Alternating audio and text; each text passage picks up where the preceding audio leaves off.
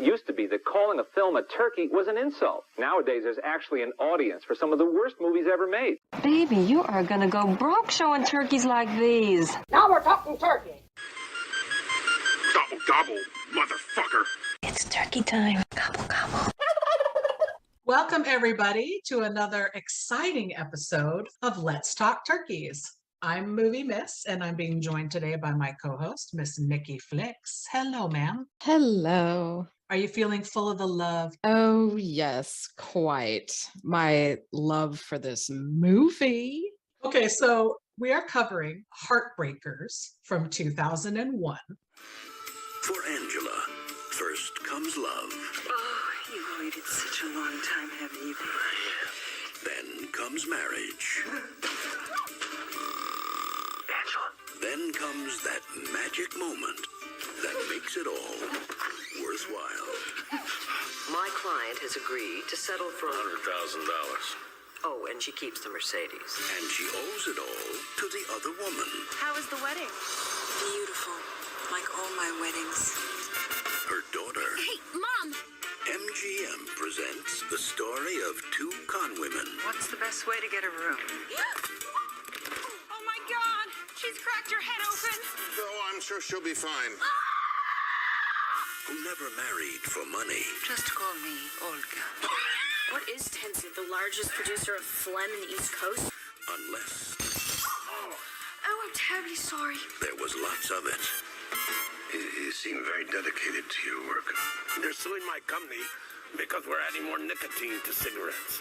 They've convicted the tobacco companies without a shred of evidence. This spring, Uh-oh, Angela! love is a battlefield. You guys played me. Sex is a weapon. What made you walk all the way over here just to get me a drink? Well, because I'm the bartender. Oh. And every wedding day Can we not go somewhere I can relate to you? Intimately. is payday. Whoa, wait a minute. You're a mother? I feel like vomiting. You two are gonna dry up in some filthy lockdown with bad lighting. Sigourney Weaver, Jennifer Love Hewitt, Ray Liotta, Oh, look at all the fish. Got it. Jason Lee, and Gene Hackman. Let me in. Oh! I have a surprise. Oh, I'm naked! I don't see a problem there. Heartbreakers. Oh, do you have any idea how much therapy you people need? You love this movie. I had seen it one time when it first came out and hated it. Mhm. So it needed a rewatch by me to give it a fair shake. It had nothing to do with the fact that I had to take notes and be critical and pick stuff apart like we do. But I still hate this movie. Seriously? Oh my God. We'll get into why, though. There are some specific reasons, I promise. Oh yeah. I mean, I have plenty of things that I don't like about this movie, but overall it leaves me in stitches. There are Okay. things that certain characters say that leave me in stitches. Yeah. So Well, the one thing I found particularly disturbing was Gene Hackman's character's cough. right. Good Lord, that cough.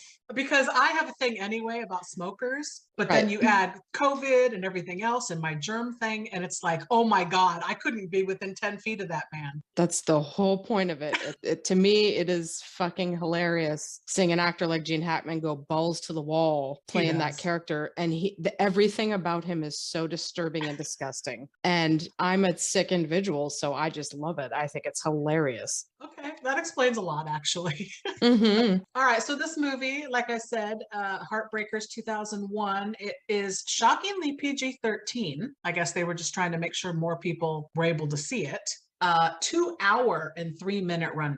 To me, that was excruciating. It was so bad. Budget of 35 to 38 mil reported, a box office of 57.8. And we can discuss it as a turkey, even though Valentine's Day we wanted to pick a sort of romantic movie. It's a turkey with a Rotten Tomato critic score of 54% and audience of 51. Mhm. So I was surprised how evenly matched those were, to be honest with you. Usually there's a pretty big difference one way or the other. Right. So this was directed by David Merkin, who, first of all, that last name, sir. I'm so sorry for you, but that's a great last name. Ladies and gentlemen, please welcome to the stage, David Merkin. No affiliation. So he also directed Romy and Michelle's high school reunion in 97, which when I read that, because I did all my stat research before watching the movie again, it got me excited because I love Romy and Michelle. Me too. But this one, yeah. So we've covered that. Cast for this, top billed cast: Sigourney Weaver, Jennifer Love Hewitt, Gene Hackman, Ray Liotta, and Jason Lee. And we can get to everybody else as we go. One little side note is on IMDb, they list Sigourney Weaver's character as Angela / Max Connors / Olga. Mhm. And never once in the movie do they call her Max. I had no idea that was her name. So when all through my notes, I call her Angela. So you'll have to excuse me for that because that's how we meet her. And they never call her Max, not one time. Have you noticed that? Yep, I think that's intentional. This woman has no idea who she is. And nobody else does either. So I think it's intentional that she actually has a name, but she never bothers to use it and nobody else does. Yeah. So, okay. IMDb plot. Super basic. You could have written this one with your eyes closed and one hand behind your back. A mother and daughter con team seduce and scam wealthy men. Okay. Period. All right. Okay. That works, I guess. So real quick before we jump into the plot walkthrough, do you remember the first time you saw this? And do you remember like why you gravitate toward it and what about how many times have you seen it? All that, like your relationship with it? I've probably seen it maybe 5-6 times. I remember seeing it on video when it came out. I think back in the day, Netflix by mail was the new gig. So I think I saw it that way. And one, I'm a huge fan of Sigourney Weaver, and I think that she's incredible. I don't even call her by her characters' names. I just call her Sigourney Miss Weaver if you're nasty, because she's just amazing. And then I absolutely, completely became obsessed with Ray Liotta because of this movie. He was my favorite he is character. Hysterically funny in this movie. And to me, he and Gene Hackman made this movie totally rewatchable because they both make me laugh so fucking hard. So they're the reason I've watched it again and again over the years.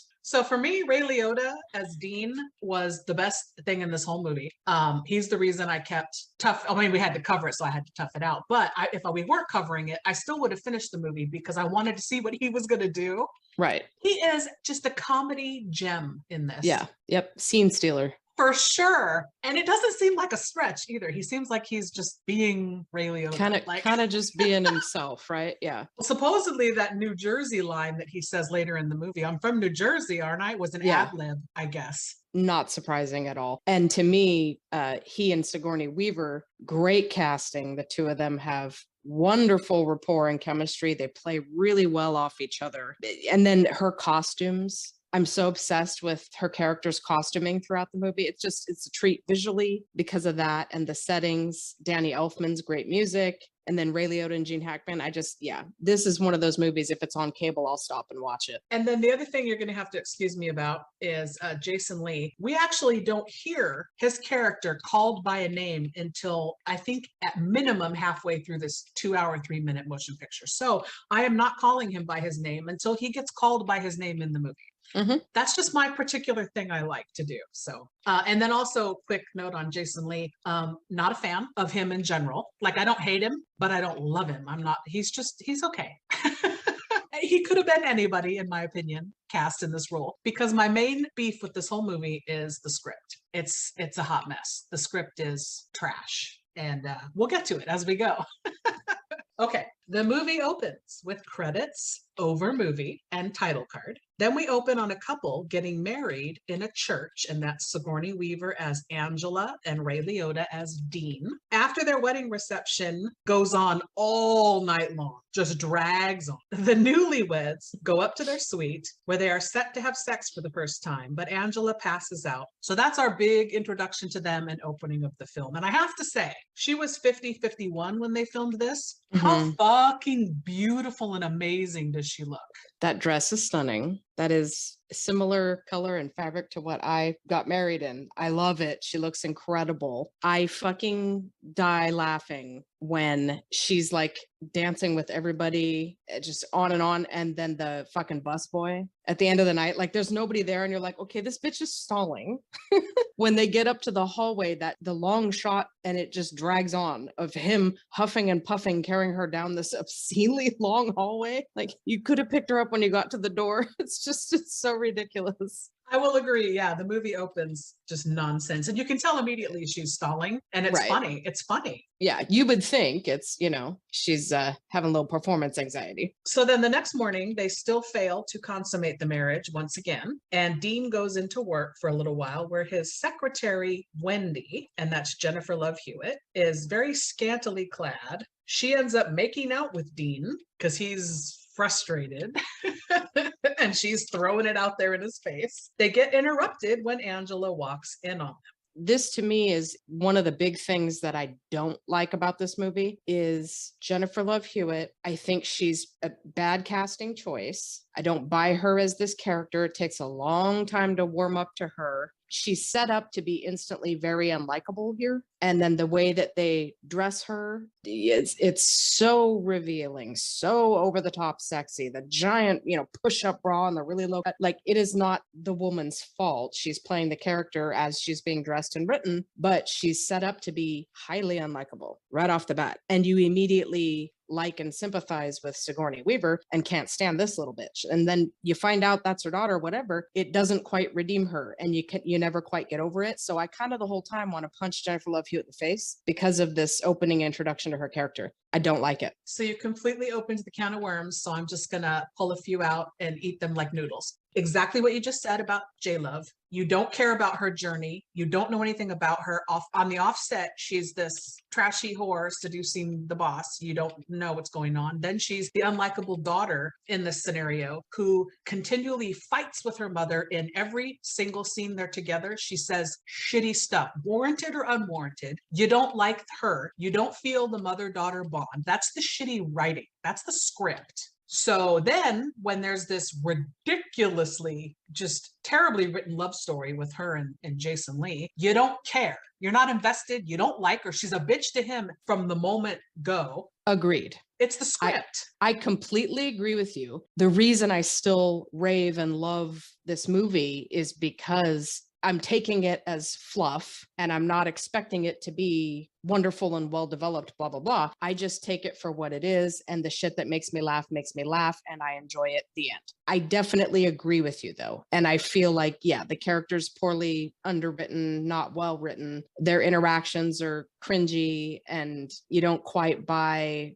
who she is and what their relationship as mother-daughter is. Yeah, I completely agree with you, but still give me dick jokes and Gene Hackman and the green socks and I'm still laughing and I'm here for it. Yeah. Yeah. And so people that have listened to the show enough, and you, of course, recording with me, know that by shitting on everything I'm shitting on, I'm not shitting on you guys who like this movie. It's just my hot take on the film. I apologize that I will be shitting on this quite a bit, but if you like this movie, God bless. Yeah. And I feel like later on, the character of Paige, Wendy, whatever you want to call her, she's given better material and Jennifer Love Hewitt does a better job in the latter half of the film. But first impressions are everything. And your first impression of her and this character is you want to punch her in the face. So after that happens now, we cut to the meeting between Angela and Dean and their lawyers, where Angela walks away with a settlement of a Mercedes and $300,000. I don't know if that was a divorce or an annulment. I'm assuming that's why she goes for the no consummation, because she wants to annul it. But then later in the movie, she comments being divorced. So that was kind of fuzzy too to me. I was like, what's happening here? But the point is they split up. So we cut to Angela at a gas station where Wendy shows up, pulls off a wig, and we quickly learn that they are the scamming mother and daughter team. And Wendy is actually Paige, like you said. So then later at dinner, they discuss their next scam. Angela lies to her daughter about how much money she made from her split with Dean. So here's a scene where, again, nothing positive or redeeming happening in the conversation here because she's berating her daughter, telling her she's not ready to go out on her own as a scammer solo. Yeah, not a fan of their relationship yet as we're watching it unfold. Right. Clearly, you're a terrible parent and a terrible role model. Who are you to be telling this girl that she's not like, what have you been teaching your daughter? So then the next day they go to the bank where an IRS rep is waiting to tell the ladies that they took all their money out of the bank and they still owe for back taxes about $250K more, and that they've got 90 days to pay it or else. And this is Anne Bancroft as Gloria / Barbara. Absolutely. Underused, Oh my God. right? Relishing in being this evil cunt after their money. Like, oh my God, does she play that so brilliantly? It's brief, but wow. And you buy it hook, line, and sinker the first time you see the movie. You have zero reason to think she's anybody other than who she says she is. Yeah. But oh my God, like, even though you know how these fucking women have gotten their money, you instantly are like, oh my God, oh, I can't believe they took their money. What are they going to do? They got to find somebody else.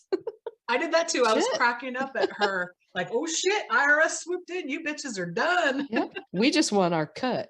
Oh my God. Yeah, that was really good. So then, despite wanting to branch out on her own, Paige now agrees to one more con with her mom to earn this money for the IRS, as long as they can do it in Palm Beach, Florida. She's very adamant that they go to Florida. Okay. I mean, if you could go anywhere, wouldn't you want to go on vacay a little bit? Well, in my research, apparently they go to the Breakers in Florida, and they wanted to actually call the movie The Breakers, but there was some issues with that. So that's why they went with Heartbreakers. There you go. So now we cut to the ladies pulling a scam to get a free suite at a swanky hotel. I fucking love this when they walk in. My favorite, she's like, oh, I was thinking we can try the Trogdon Triangle to get the free room. And Sigourney Weaver's like, well, where are we going to find a trumpet and a talking parrot? What the fuck is that about? I'm dying to know. I want to see the Trogdon Triangle. But that fall looks very impressive. That actually looks like it hurt. Yes, she actually sprained her wrist. Jennifer Love Hewitt did. Ouch. Yeah. Because it was the real deal. So they end up getting the room. And then we cut to a quick shot of Dean getting upset because he has to sign off on the Mercedes, I think it is. And he says, Angela's not going to get away with dumping him. And I was like, oh, we're going to get more Dean. Yes, please. So then we cut back now to Florida, Paige and Angela trolling for their mark on a boat. Okay, this is another problem I had out of many. How did Paige not figure out that her mom still had money because she's renting this boat for the day for them to go trolling? She's getting outfits, gorgeous outfits for the different scams. Like, where were their cars? Like, Paige has a car. Where'd that car come from? Did her mom like rent that for her? Does she not realize that there's still money in play here? They didn't drain the bank account. They've done this. So I think Anne Bancroft said she's had, it was at least 8 husbands, right? So they've done this a time or two. They've accumulated several cars, one of which they obviously still have. So Paige has a car. They've done this plenty of times. I would think when you live that kind of life, you have what's in the bank. And then if you're smart, you also have cash that is undetectable, untraceable. So she's probably thinking all we have left is the cash, which that's what you need to live on. It's like maybe they've got $10,000 cash and they better get somewhere on it real quick because that is not enough. It is never enough. They need so much more money, don't they? So as they're trolling in this boat on the water here, they spot a doctor and his elderly mother. And Angela says, we don't want to go after the doctor because mothers are deaf. And Paige agrees with her. Yep. So again, I don't care if they pull the scam and are okay because they clearly hate each other. Like they're not written well. I agree. This is like one of those "Am I the asshole?" Reddit posts. Everybody is the asshole in this scenario. They're both pretty fucking terrible, but you do, I guess maybe you should sympathize a little with Paige because it's like she's the product of her mother's raising, but then Sigourney Weaver's character is the product of someone else's influence. And I think the whole point is they're both supremely unlikable. They both have a lot to learn. They're both mucking around and fucking with people in a way that they shouldn't be. Everybody here is pretty unlikable, actually. Really. Yes. I mean, even Dean, and yet God bless him, I love him. He's my favorite character in the movie. But yeah, I don't think Dean's unlikable because you realize he's been scammed from the get-go and that he's madly in love with her. And that's why he's my favorite. I feel like he's the most genuine one in this movie. Me too. I agree. I mean, he's still he's a little iffy morally, but Well, he's from Jersey. yeah. So no to the doctor because there's a mother involved. And then they spot a millionaire on his yacht when Angela says, well, they'd have to probably share him sexually because he has a lot of women with him. More, and Paige is like, more than a menage a trois? Ew, pass. And I'm like, that's where you draw the line? So the menage a trois would be okay, just not 4 or 5.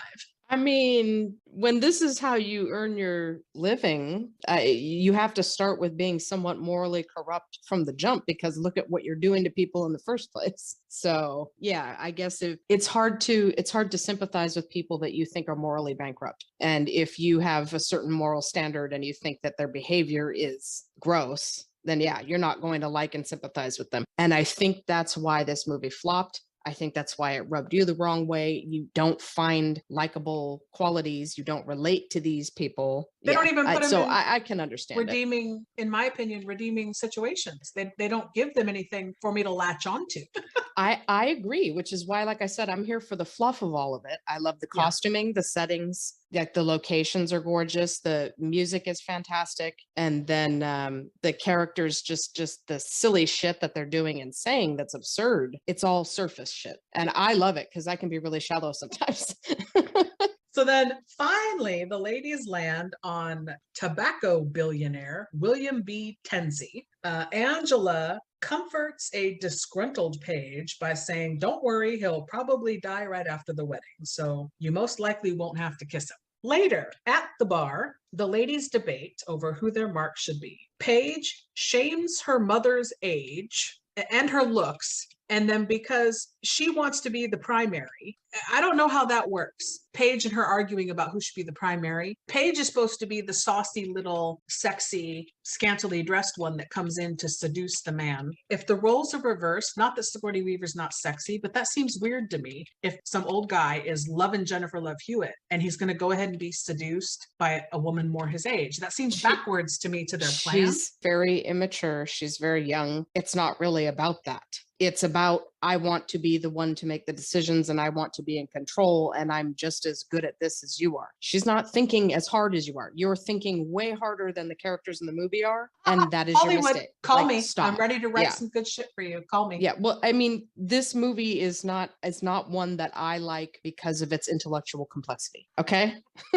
Period. So the problem is you're reading too much into things. The characters aren't written that deep. She is being shallow. She just trying to say, I'm as good as you. I could do it too. Period. That is all she's after. She's not thinking that far. But I love the moment with Sigourney Weaver standing up and going, I'm in terrific shape. Feel my butt. Just feel it. Feel my butt. So Angela wins the bet in the bar because they decide, whoever can get this man at the bar to buy them a drink first is the winner. And then she decides that William Tenzie, is going to be the mark. So the ladies set their plan into motion now. Angela shows up at an art auction and seats herself near Tenzie. Paige tries to spy on the doctor because she wants to go ahead and try to do one on her own, feeling like she can do it herself, and follows him to a local bar. So inside, Paige sits and she's waiting for the doctor to come in. She is approached by a gentleman who asks if he can get her a drink. He doesn't say, can I buy you a drink? He says, can I get you a drink? It's the bartender, and that's Jason Lee. And she is a complete bitch to him from the moment she opens her mouth. Her face, her demeanor, everything, right? Totally condescending. And it's like, girl, you go around dressed like that and using your sex as a weapon all the time.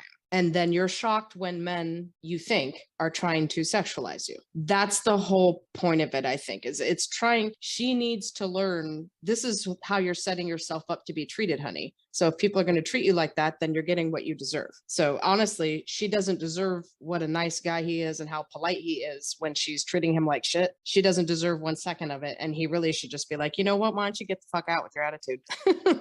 And did you notice who his 2 friends / co-worker is sitting over there on the side of the bar with him? Yeah, Zach Galifianakis. This might be his first major film role. I don't know. But it's kind of like, I don't even know why he's there, really. He doesn't really do or say much. And then Sarah Silverman, she has like 2-3 lines. And it's like, what the hell? They were underused. They were quite young in their careers. So I guess some part is better than no part. So back at the auction house, Angela accidentally winds up winning the bid on an item against Tenzi. First of all, can I talk about her outfit? It's fucking insane. This blue velvet with the keyhole peeping cleavage. To me, that is 1,000 times sexier than the way Jennifer Love Hewitt's character is being dressed and portrayed. She just, oh my God, she just oozes glamour, and that red hair on her is doing her so many favors. She looks amazing. I love the Russian accent. This scene where Gene Hackman is trying to bid, but he can't because he's he lights a cigarette and then he will like drop it or bump it on something and then it'll break and he'll just immediately light another one. Like he constantly, like I smoke, but to have to constantly have a cigarette in your hand, even when you're in public, and this is, you know, like it was not okay to be smoking in public anymore. And they It's told not him, the sir, 80s. you can't smoke Yeah. in here. Oh my God, the way he doesn't fucking care. And he falls off the fucking chair coughing. Instead of being able to bid, somebody's trying to help him and he like slaps her hand away and burns her hand with the cigarette. Oh my God, this guy is such a dickhead. And that's what's so funny to me is because it's like, okay, this guy is such a piece of shit. He deserves to have these women do this to him, honestly. I kind of hope they succeed now. So the whole point is you have to get on this who is the worst person. So then I'm going to root for whoever that isn't trained. That's fair. And if That's you're fair. if you're not an inherently kind of shitty person, this movie doesn't work for you. So we're going to get more of that here because now we cut back to the bar where the bartender, Jason Lee, gives Paige her drink and says that'll be $3.50. And she says she'll flip him for it. And he's like, well, that's not how this works. And she cuts him off and tells him to call it anyway and flips a coin. He loses and just walks away because she's so utterly charming. Like, what the fuck is happening right now?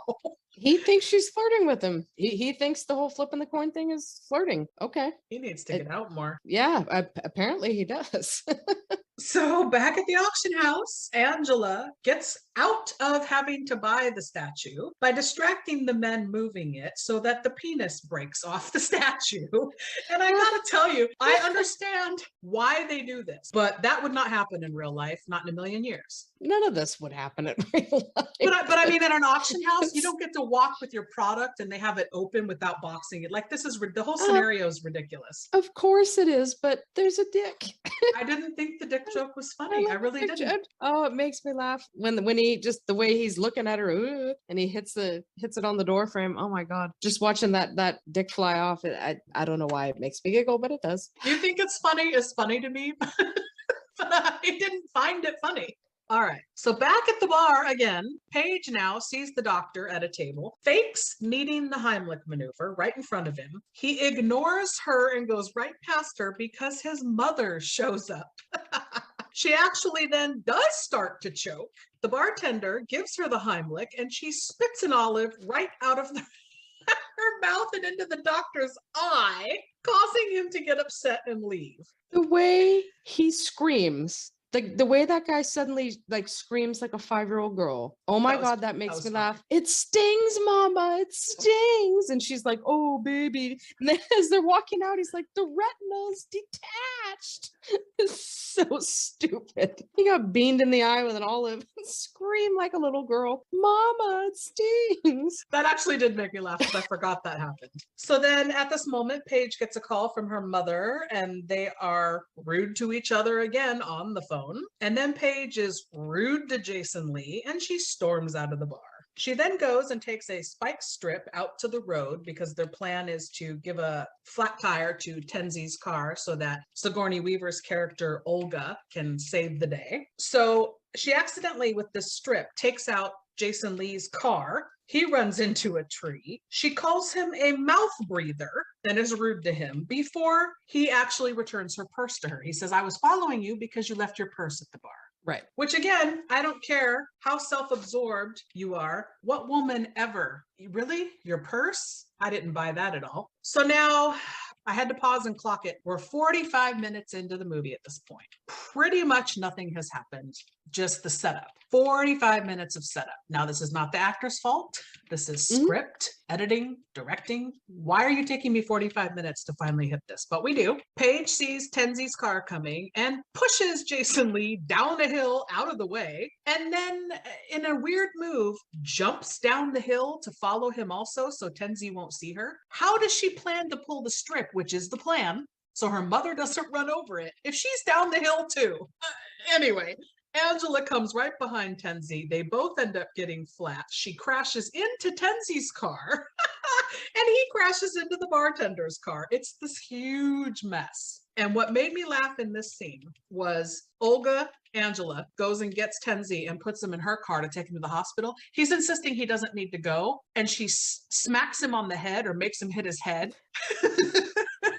That made me laugh. She pulled out a roll of quarters and beamed him in the back of the head with it. Like, oh, shooting head pain, delayed shooting head pain. We must get you to hospital. Oh my God. Like this woman, the lengths she'll go to. There are like 3 different times where the airbag goes off and he just put a cigarette in his mouth and it just keeps breaking the cigarette. It's, to me, a physical comedy makes me giggle. I like good physical comedy and you're getting a lot of it. So to me, it's a trade-off. The movie's in no way for an intellectual and a lot of it doesn't really make sense. But I just throw that out the window. I'm laughing at the dick jokes and I like the physical comedy. So Paige kisses Jason Lee to stop him from going up the hill to help because he hears everything that happened, and then stops abruptly when she hears a car driving away. And I like that the car is just the flat tires causing massive sparks because the rim is on the right. She's like, this is fine. Just gonna put him in and drive. She got to do what she got to do. See, that made me laugh too. This movie had its little moments that made me laugh. All right, so the next day, Paige realizes she still doesn't have her purse. So she goes to the bar, kicks the door in like she's the fucking female Terminator or some shit, calls Jason Lee a jerk off, a dipshit, and ugly, all in the span of about 23 seconds. And after he gives her her purse, his friend Sarah Silverman tells Paige he actually owns the place and developers want to buy it from him for a cool $3 million. I was curious how she got from that conversation that he definitely was selling it. Definitely. Because she doesn't say that. She goes, he was offered $3 million to sell this place. You know, he is the owner. Paige puts it together in her head. Apparently it's a done deal and she can be rich if she marries him and divorces him. I didn't like that. If you marry someone and they own a large asset like that, you become 50% owner of said large asset. If you become divorced, you must liquidate the asset so that you can split it. That's the logic. So in her mind, if he's not planning on selling it, it doesn't matter. He can, and that's how much he would get. So if I divorce him, he'll have to sell it to give me my 50%. I see what you're saying. So now at the hospital, Angela goes in to see Tenzi. Tenzi, and flirts with him, introducing herself as Olga. And then this is where, in my mind, again, overthinking this and overcritical, I went, okay, wait a minute. So she marries these men under false names. Does she have legal IDs for all these? She must, because how can you get paid if you can't prove you are who you say you are? You can't get married if you can't prove you are who you say you are. So that's what clearly, I'm yeah, she has methods of either creating or getting a phony ID, a phony social security card. You have to establish an identity before you can sign a marriage license. So yeah. So now Paige follows Jason Lee from his house that night as we see Olga show up at Tenzi's house, where she meets the maid / caretaker of the house, Nora Dunn. Oh my God. Again, unlike everybody else who's a tertiary character in this movie, not used enough. I think she's great in comedy roles. And I like that she gives her the side eye and tells her, I run this household. I'm like, ooh, Olga's met her match. So then we cut to Tenzi taking Olga out to a local restaurant that he loves to go to because they allow him to smoke. My God. That's his logic. This fucking guy, right? Like, oh my God. He is so supremely gross and unlikable. He's just terrible. Olga accidentally orders steak tartare for dinner because she's pretending to be Russian and not understanding the order that she's making. Oops, he brought her somewhere where they speak Russian. Like, that's the fucking problem with pretending to be someone with an accent or from a foreign country. Ooh, you've never encountered this before, have you? Like, I get so much secondhand anxiety for her once you realize this guy speaks Russian. I'm like, oh my God, she's gonna get busted. She's gonna get caught. No, bitch, you're gonna get what you deserve. You are a vegetarian who spouts how bad meat is, and now you're eating steak tartare. Oh, I just love that every time he's talking to her for the first part of their stuff, he doesn't understand that she's not Russian, the waiter, and because she's going da, like to everything, da. That's the only word I know. So good. So now out in the woods, Paige, dressed completely inappropriately to be out in the woods, follows Jason Lee, falls into a mud pit, and when he sees her dressed like that, especially, he's not shocked at all. I was like, really, dude? Like, this doesn't seem weird to you? He's seen her several times already, so the way she's dressed, I don't think is going to be shocking to him anymore. But it's, what the hell are you doing out in the fucking woods in the mud in the middle of the night dressed like that? She tells him she's an environmentalist out doing some kind of study. And kudos that in this moment, now after what we were just thinking, he does question her about her choice of wardrobe. Like, really? You're out here doing that, dressed like that? Yeah. So she accuses him of following her to put him on the defensive. Uh-huh. And he grabs her hand and says, I'm going to show you why I'm actually out here. Come with me. And it's supposed to be this like little moment of connecting. And I'm like, what? She's been nothing but rude to you. And now she's followed you into the woods at night. And you're going to grab her hand and be like, oh, come with me. Let me show you what I'm doing. Nikki Flixism. I roll. Right. He's very naive, obviously. He doesn't get a lot of attention from the ladies or hasn't been in many relationships, obviously. Okay, so Is it obvious? He's charmed by her because she acts like a bitch. He said something when she was being real pushy and shitty with him, like, okay, I'm willing to explore being dominated, but this is a bit much. So I think that tells you what you need to know about him. He thinks she's trying to flirt with him by being a saucy bitch to him all the time. And now he thinks that she followed him. So clearly she is interested. The problem is, if the guy had any sense at all, he'd be like, I'm filing a restraining order. Stay out of my restaurant and stay away from me. So she makes some snide remarks about what he's doing. And then he lets her look through the telescope. And then they start to kiss. Okay. Cut back to the restaurant where Olga bribes the waiter with cash not to expose that she is indeed not Russian. Mm-hmm. Yeah.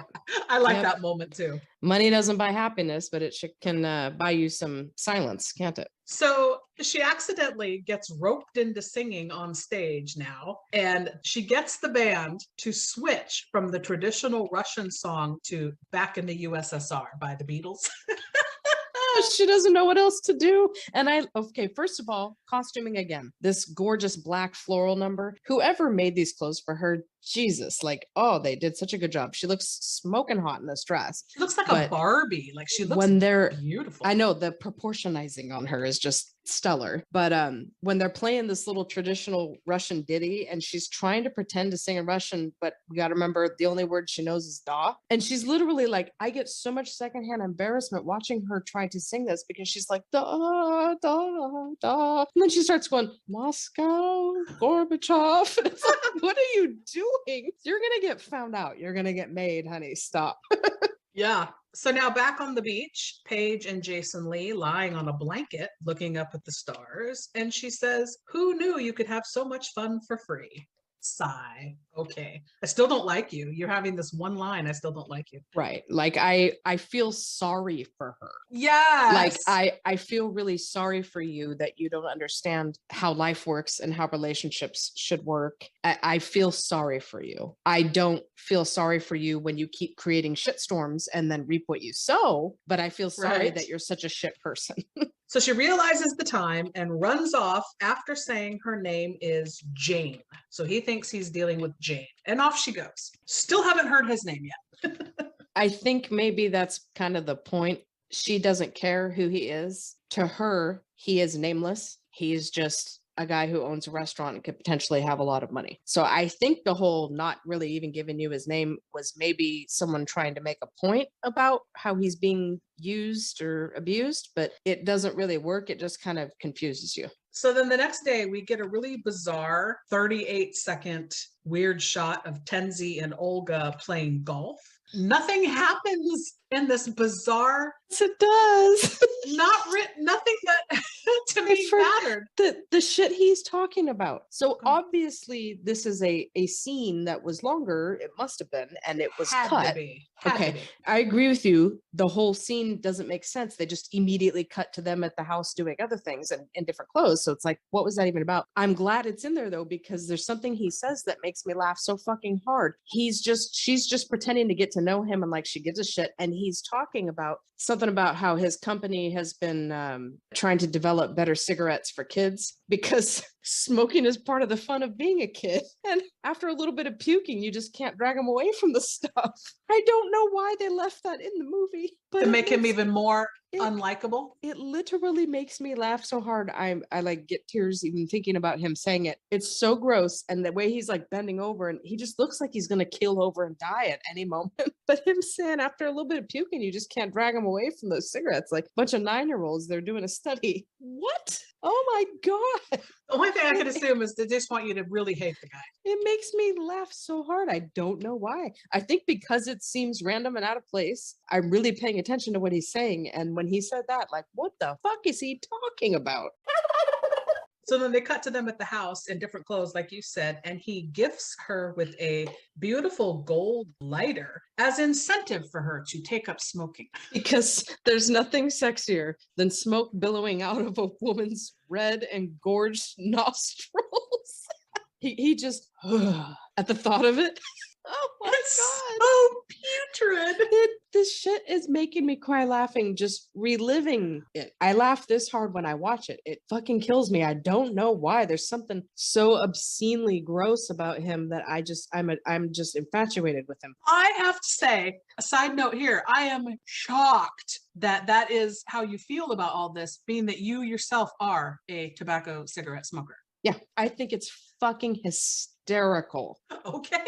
Well, I'm not a smoker in the 70s and 80s. I don't walk around with a lit cigarette up and down the grocery aisle and in an airplane and think that everyone else who thinks smoking is bad can go fuck themselves and secondhand smoke is good for you. Like 9-year-olds love it. They can't get enough. Like, I don't think like that. Not many people who are tobacco consumers these days do still think like that. I think that's why it's so funny. It was like, I cannot believe human beings who smoke actually behave this way. It's when he so puffs disgusting. all that smoke onto the bird and the bird keels over. That I laugh so fucking hard because when that happens is when he's ranting about how secondhand smoke is good for you. The parrot just, oh shit. She needed a trumpet and a talking parrot. Well, that one's dead. So now the maid, Nora Dunn, who's been with Tenzi for 7 years, threatens to expose Olga unless she leaves because she says she's on to her. And Olga just begs her for one more night to split up with him on my own terms. The next day, Jason Lee and Paige, aka Jane,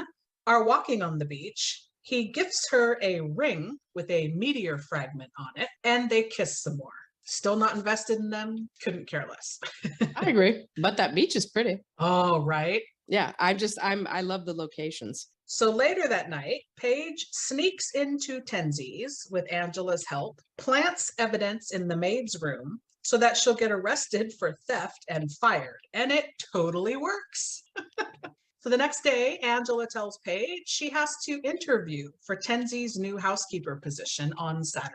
And Paige doesn't want to, maybe because she thinks she's running her own thing with the bartender here, but she's real pissed about it, but agrees to do it.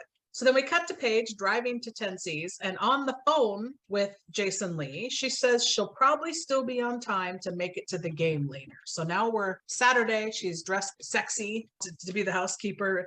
The scam that they have going, I have so many problems with it, so I'm not going to harp on it. Okay, whatever. She gets the job because she pretends to spill tea on his pants or whatever, or water. Boobs are hanging out of her shirt and she's wiping his pants real close to his crotch. And he's just like, oh, forget the application, a background check, you're hired. Like, he doesn't seem like that kind of guy to me. They haven't painted him that way. Oh, he doesn't? He seems like a fucking pig who has no consideration for anyone other than himself. So yeah, that's what but we haven't seen the philandering. The maid maid mentioned she's seen many, many women come and go. Oh, So okay. it's like, okay, that makes sense. Like, this guy is disgusting. He clearly is okay with the fact that women sleep with him or want to be around him because he has a lot of money. And he probably takes advantage of that. My favorite thing that happens here, though, is when Paige first comes in to start the interview, Gene Hackman says he's so sorry that he's running late, but he's been losing consciousness more often lately. And it must be his allergies.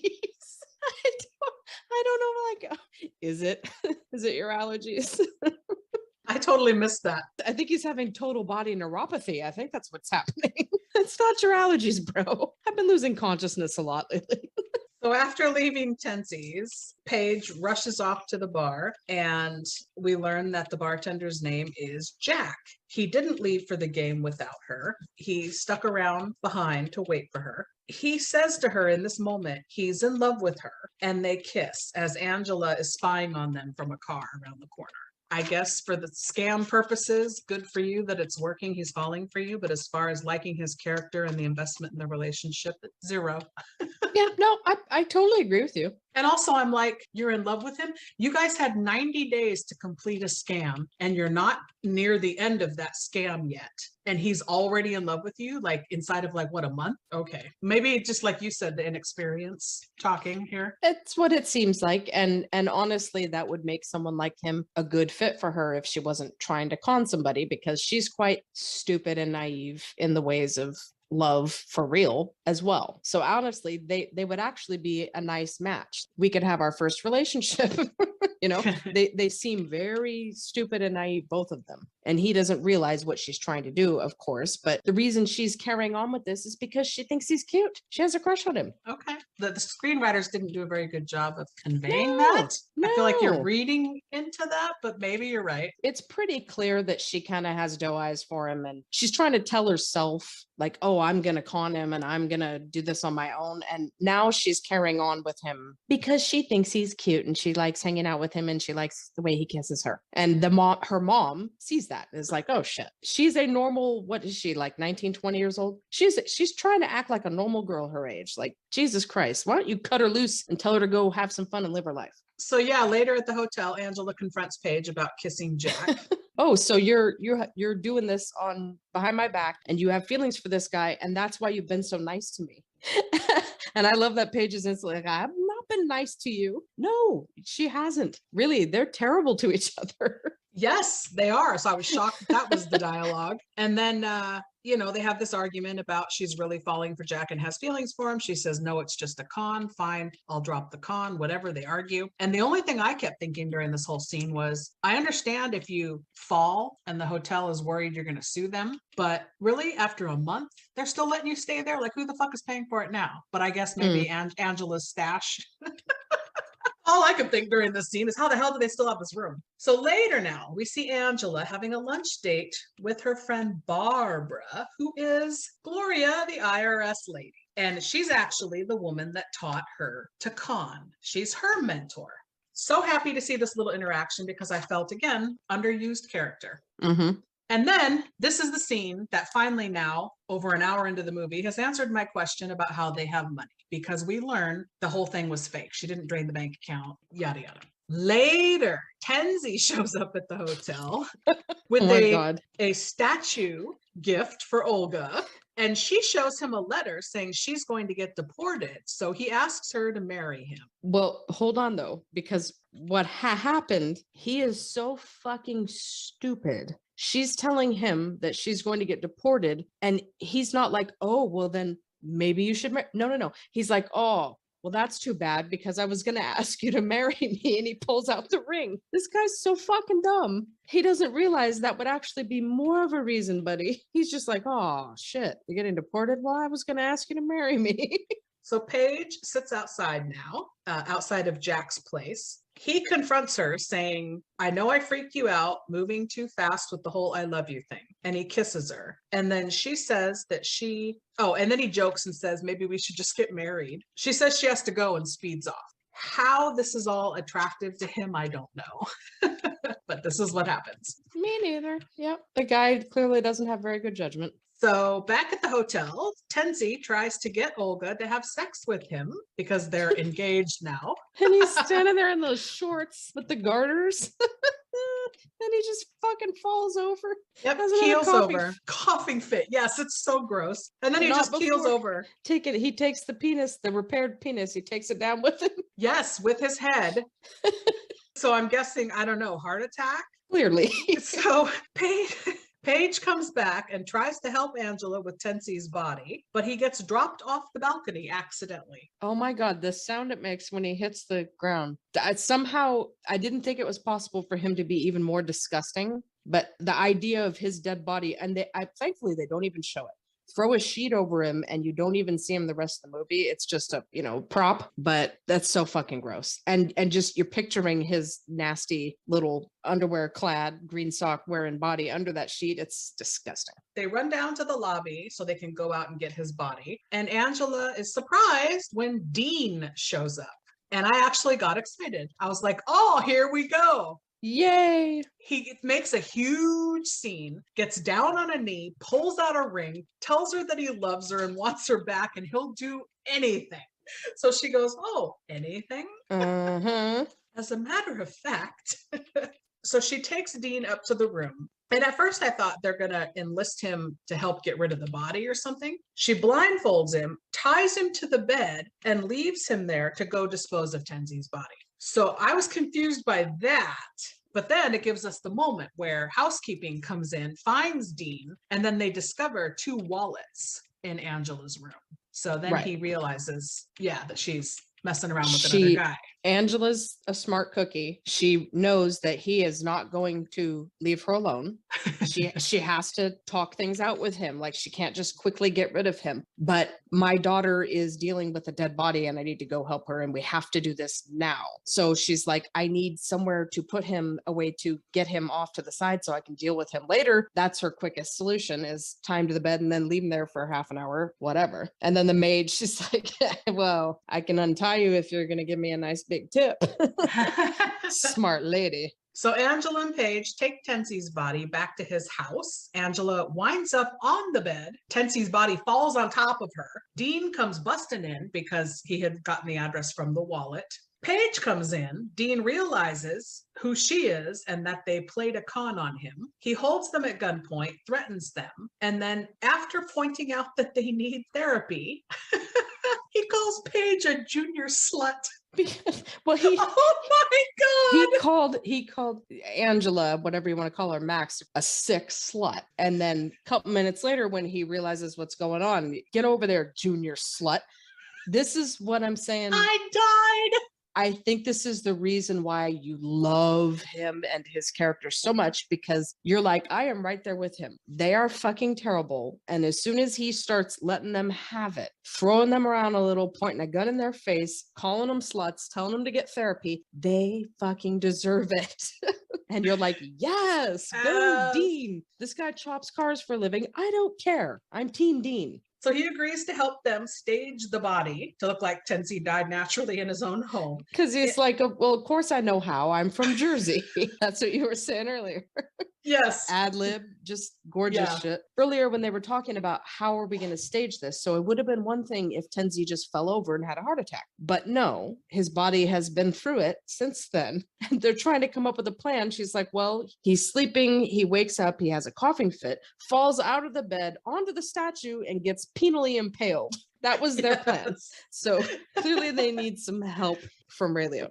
So he says, yeah, I'll help you, but you have to give me back my $300K that you took from me. And that'll help you instead of turning you into the police. So now on the drive from Tensi's, we've got Angela confessing to Paige in the car together that she conned her along with the IRS lady who is her friend Barbara. Paige is very upset, rightfully so, and physically attacks her mother, and the car swerves wildly. I don't know if that was supposed to be funny, but I cringed the entire time. No, I'm not laughing at that. I was like, how is that funny that she's attacking her in the car? No. The whole situation's messed up. So then we cut to the next day at the bank, where the 3 musketeers here discover that Barbara has cleaned out all of Angela's money out of her bank account and closed the account. I'm guessing for no other reason than to give them motivation to move the plot into what they all do next, because that made no sense to me. She's a con artist. She taught her everything she knows. And then just one day. Sigourney Weaver was stupid enough to give her all the bank information so they could run that little con on Paige. So she saw a golden opportunity. Like, there is $300,000 really sitting there. Fuck yeah. Do you really think that you can consider someone family and someone you can trust when this is how they live their life? No. She's an idiot for trusting that woman in the first place. So Dean is upset because he's not going to get his money now. Mhm. And he takes Angela's keys and leaves in the Mercedes. Angela tells Paige she's sorry and she's a terrible mother. And this is supposed to be, I guess, a sweet redeeming moment with them, but didn't matter to me. I didn't care. Only thing I was thinking the whole time she's talking is who put that dark matte peach lipstick on Sigourney Weaver, because it looks awful and washes her face out. Bad lighting. Yeah, it's not lit properly. That's a bad killer. I Terrible, agree with you. terrible. So Angela cries to Paige, and Paige says, "Oh, you're finally seeing things clearly. Yeah, that you're a terrible mother. Mm-hmm. You still hate each other. Oh, good. So glad we're still on that train." Then she gets up and jumps in front of Dean, stopping his car. Paige tells Dean Jack is worth $1.5 million in a divorce. Dean says, yeah, right, like I'm going to trust the spawn of Satan. Exactly. These two are starting to learn a lesson. They're still fucking terrible. Both of them are terrible. Cut to Paige going to Jack's bar and telling him she wants to get married after all. And when she hears that he doesn't want to sell the bar, she tries to bail out, but Dean and Angela come in and say that they're Jane's cousins, and they basically force her to stay engaged.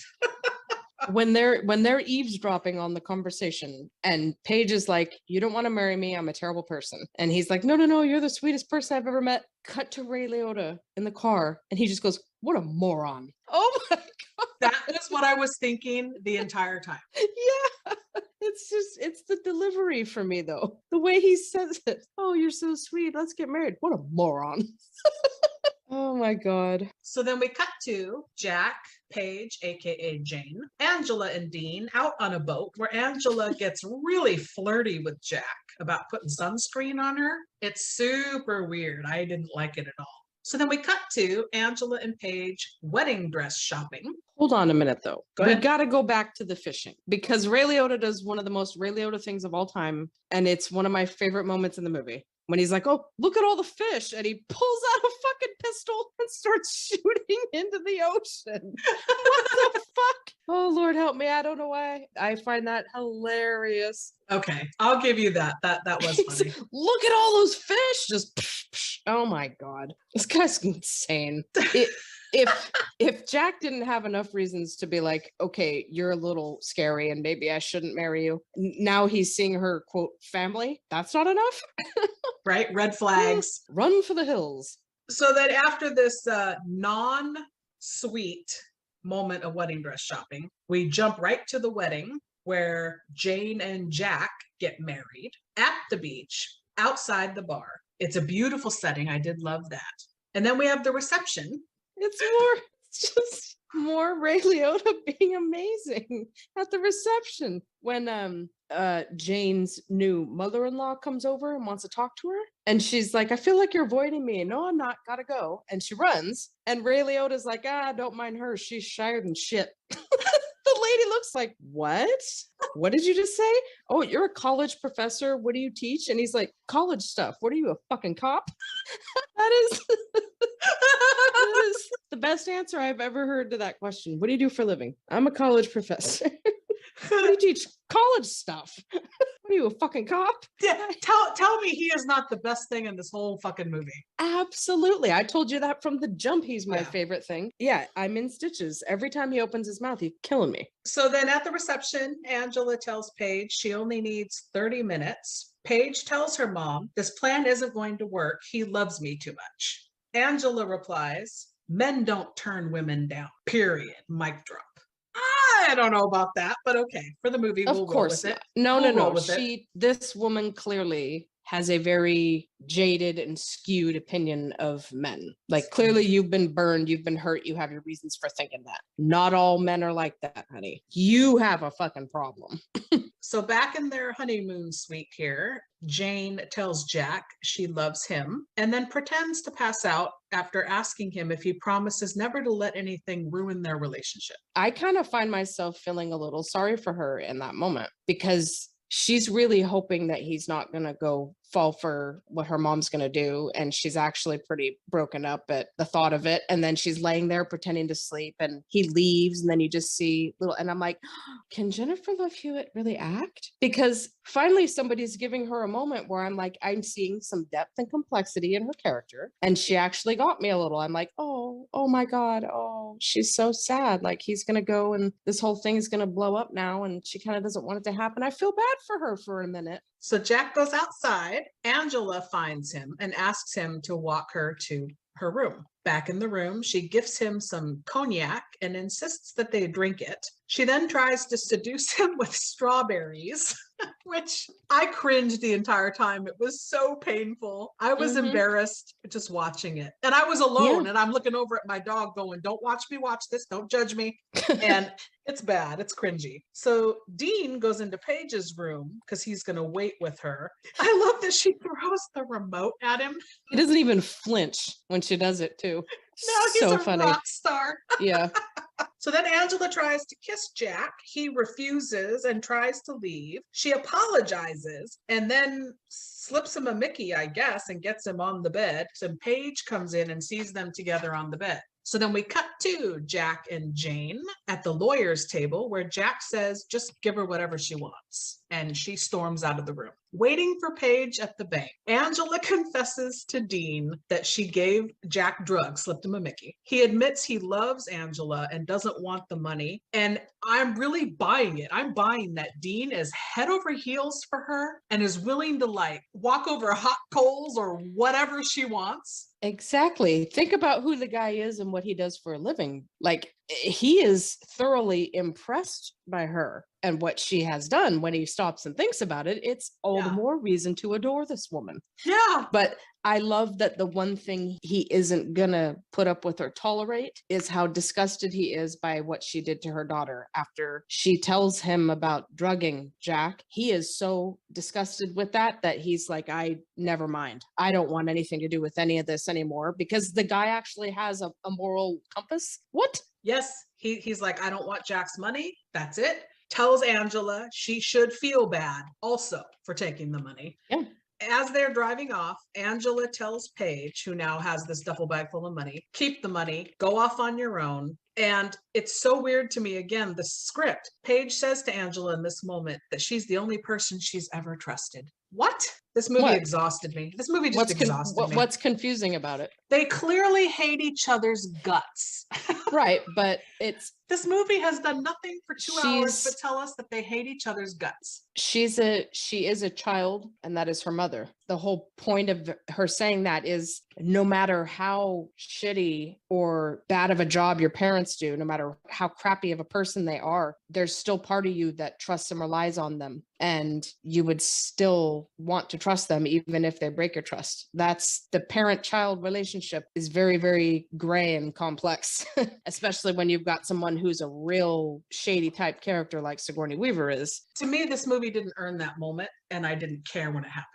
Oh, I was confused by it. I fully agree. I'm just like, oh, Ray Liotta left.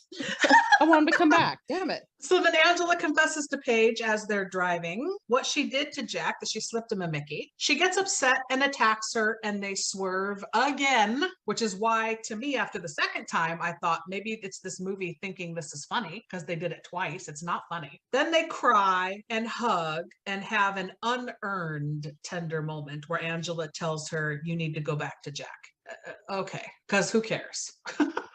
Who could care at this point, really? I agree with you. The movie hasn't done the work to try to pull off something that's like emotional depth or someone seriously turning a new leaf or learning their lesson. Like, I get what you're trying to say, but you haven't earned that. That's not what this movie is.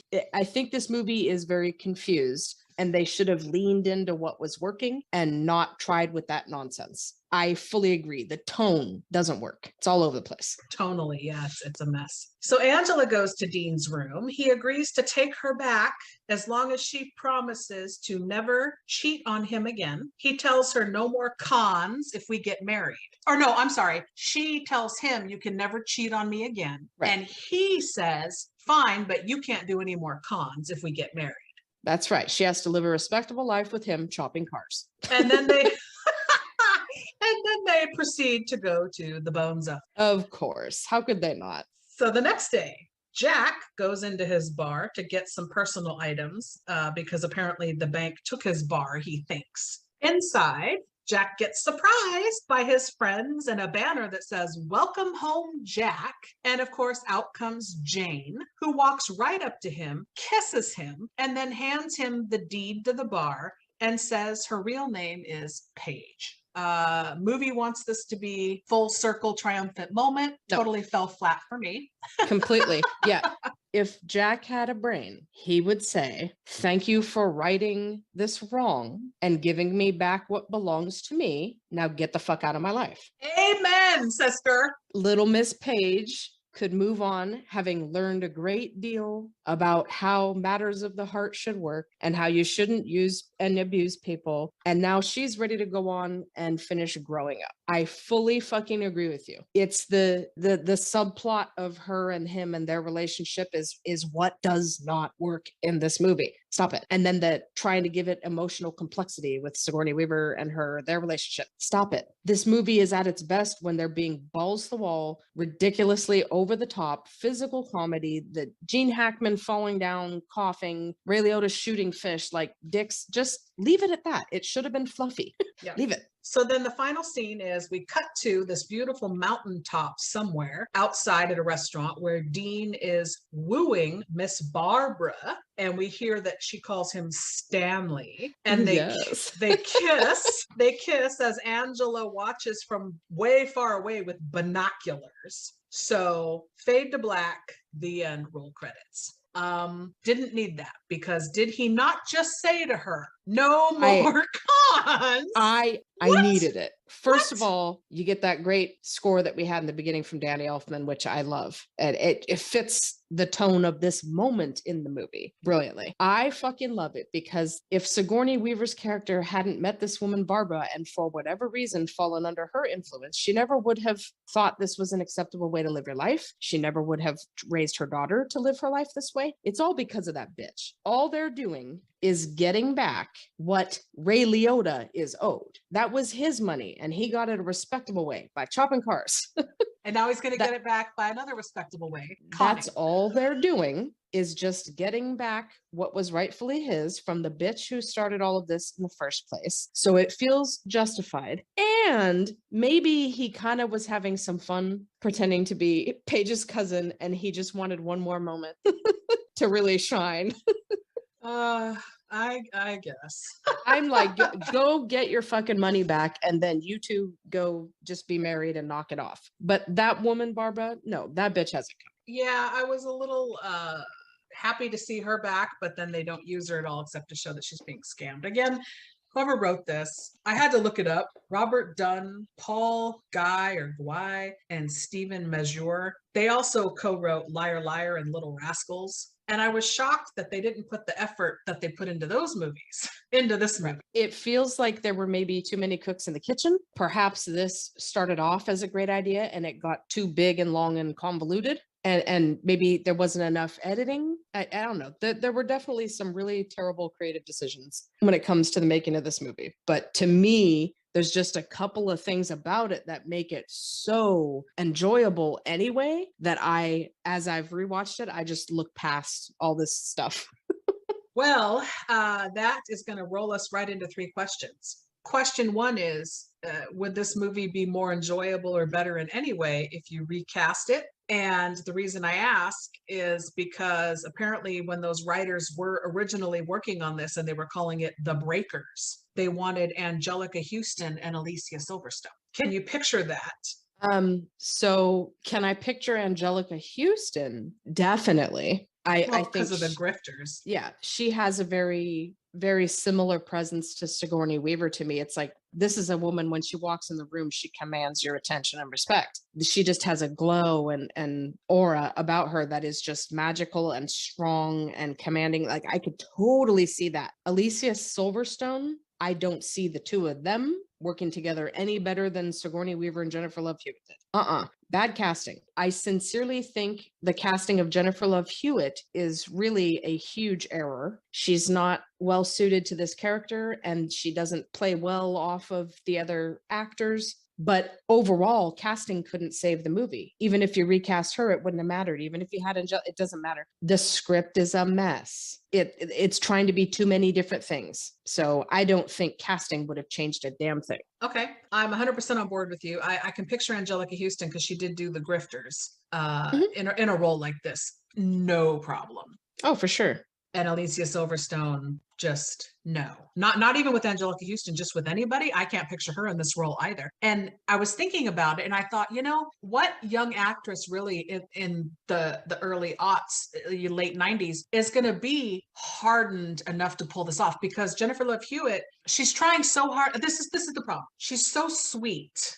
She's got that sweet girl next door sweetness about her. I don't buy that she's this raging, conning bitch. Particularly in the first half of the movie, it feels like she is playing grown up, like she is pretending to be this tough talking, card shuffling, cigarettes. It does not work. It's clearly not who she is. Like I said, I don't know that the casting is the problem. I feel like it's the way the character is written. She's set up to be confusing and unlikable. Yeah. So I it just doesn't can't matter. picture anybody in this time. I picture her character from Can't Hardly Wait. What was her name? Amanda.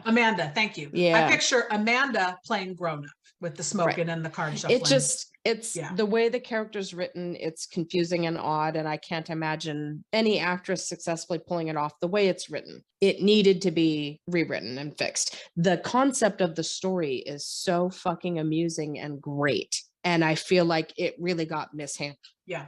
So then question 2, would you have liked a sequel? And if so, what should it have been about? Because I would have loved to see Angela and Dean successfully finishing that con on Barbara. And what the hell would their life have been like? Right.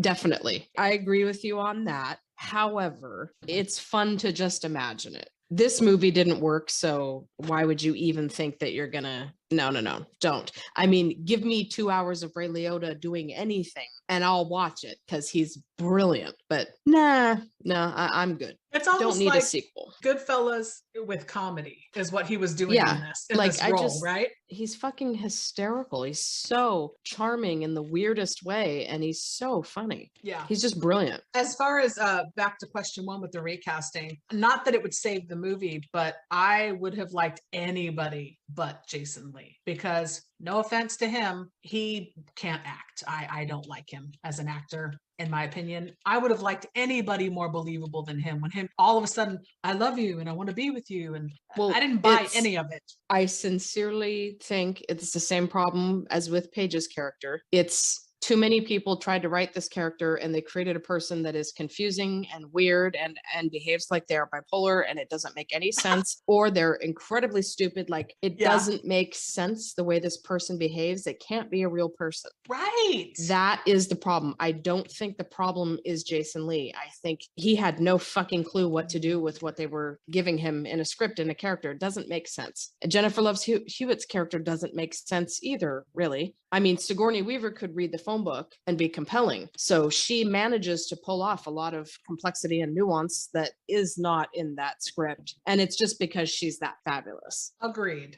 I almost felt like when I turned it off, I wanted to email Sigourney Weaver and Ray Liotta and be like, what the fuck were you guys thinking? Just get a paycheck or what? You guys are above this. You're way above this. It has so many moments that are very fun and enjoyable and make you laugh. And if you were reading it, you're like, oh, this sounds amazing. This sounds so funny. Like, wow, what a complex and interesting story. And then maybe it was subject to rewrite. And it was like, wait a minute, this has gone off the rails. What is happening to this movie? Maybe it started off being a much better idea because you've got the two of them and Gene Hackman and Anne Bancroft. Like, I would suspect the script started off as just dynamite. And then it went downhill when they were getting ready to shoot it or while they were shooting it. So question 3, would you rather go and spend some time at Jack's bar, The Glades, or the Dragon Beach bar in Jamaica with young Brian Flanagan from Cocktail? Which one looks like more of a good time to you? Oh, that's an interesting question. Well, okay. So I would have to say that I would want to go to Brian Flanagan's little hut on the beach in Jamaica, only because I would rather take a vacation, just about anywhere. Like I'll go to a trailer park in Alabama for 2 weeks before I would go to Florida. So I intend to actively avoid the state of Florida for my entire life. I would so much sooner go to Jamaica. Plus, he has Red Stripe like at the ready. Wake up, time for breakfast. No, fuck your food. Give me a Red Stripe. I want to be in Jamaica, man. I do like in Jack's little setup here, I like the whole kind of tiki bar vibe. I've been in places like that and it seems like it's going to be so cheesy and stupid, but it's actually really fun and you feel like you should be drinking a frozen drink with an umbrella and listening to Bobby McFerrin. Listen to some open up those doors so you can get that ocean view, let that breeze come through. I would totally hang out there too. I would. All right. Well, that is going to wrap up our coverage on Heartbreakers. If you're wanting to rewatch it at the time of this recording, it is currently available pay streaming on Amazon Prime, Hulu, and Stars through your local cable provider. We want to thank all of you for listening. We want to encourage you to reach out to us on our Facebook, our Instagram, multiple Facebooks. We have a page and a group.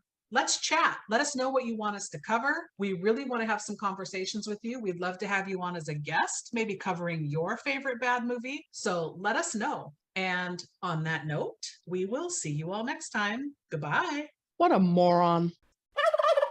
Hey listeners, Movie Miss here. Listen, I know you have a lot of options when it comes to podcasts, so thank you for listening to the show. I know everybody says this, but for a fledgling little show like ours that's just hanging on, we just finished season 4, we're rolling into season 5, it would really help us if you could subscribe, rate, and review the show on Spotify, Apple, YouTube, Good Pods. We're also on Pandora, Audible, Amazon Music. It would really help us grow the show and reach more people if you could subscribe and then rate and review, which is really the key part of it. Make sure to be part of our bad movie conversation by following us on social media. Interact with me on social media. I'm on Instagram at Movie Miss, which is movie_miss. The show is on Instagram at Let's Talk Turkeys. Also on Blue Sky at Let's Talk Turkeys and Facebook. We're on X. I'm honestly not sure how much longer I'm going to have the show on there, but currently the handle is at Gobble Podcast. Get it? Gobble, 'cause like a turkey. You can also chat with like-minded bad movie lovers in our Facebook discussion group. And like I mentioned, we're rolling into season 5. It is 2025. The show, it's been a wild ride, still going strong. So if you have a movie that you would like to hear covered on the show, let me know by emailing direct at letstalkturkeys, all one word, at yahoo.com. Also, hit me up on socials if you want to be a guest on the show. Always looking for guests. I can assign you a movie, something we think is fun, or you can bring a movie that you think is a bad movie if it has a low Rotten Tomatoes score, or you just really don't like the movie, but you like to talk about it. That's half the fun, I think. Again, this goes without saying, but I'm going to say it. Without you, the show wouldn't still be kicking around. So thank you so much for hanging in there with us. I'll be back. Get the fuck out of here. No, I cannot. Get the fuck out of here. Get the fuck out of here. Why don't you get the fuck out of here? Get the fuck out of here. Get the fuck out of here. Get the fuck out of here. Get the fuck out of here. You're still here? It's over. Go home. Go.